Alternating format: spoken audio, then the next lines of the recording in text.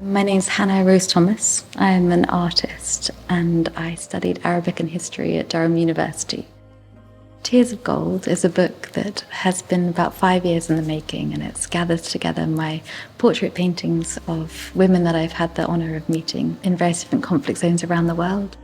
It gathers together portraits of Yazidi women who escaped ISIS captivity, Rohingya refugees who fled violence in Myanmar, Nigerian women, survivors of sexual violence, Afghan judges, Ukrainian refugees, survivors of conflict in Gaza, and also from the concentration camps in Xinjiang and China.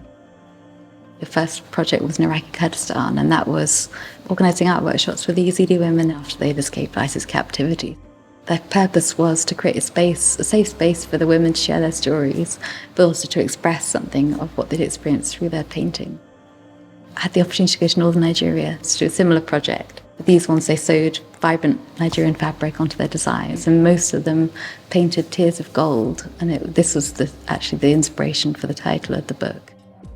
For the Nigerian portraits, I used this blue, precious pigment called lapis lazuli that's only found in Afghanistan, and it was used in Renaissance paintings of the Virgin Mary because it was the most expensive pigment. It's for that symbolism that I used that colour for these portraits of the Nigerian women who were all Christian women as well. So I was down just to do a history degree, and when I arrived at Durham, I remember you had the option to take up a language, so I ended up doing Arabic.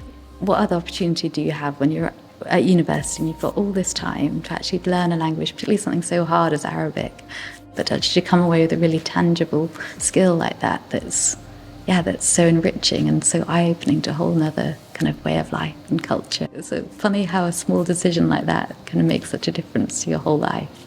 Because it was, while I was studying Arabic in Jordan for my year abroad, that I first had the opportunity to do the art workshops with the UN Refugee Agency.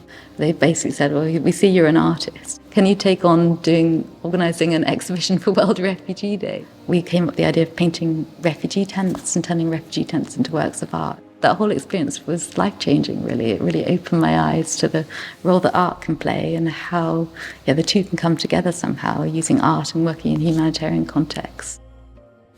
I started painting some of the portraits of the Syrian refugees I'd met, and I brought these back with me. And then in my final year at Durham, I had the chance to exhibit these at the Durham Castle and Durham Cathedral. So I met the king when he was prince. I studied my master's after being at Durham University at his School of Traditional Arts in London, and he came to the MA degree show. He was really interested in the Yazidi women in particular and asked for them to be shown at his exhibition in Buckingham Palace that summer. Then I wrote him a letter and just asked whether he would consider writing the foreword for a book I was trying to bring together of all my paintings. After a little while, a few months, I got a letter saying that he had agreed, so it was a surprise really, but a real privilege. There are no words to say how deeply I was impacted and changed by encountering these women and by their kindness, their dignity, their resilience after all that they'd been through. So I hope that these paintings in some way did justice to that, in some way captured that about them, to continue to honour my promise to share their stories through this work.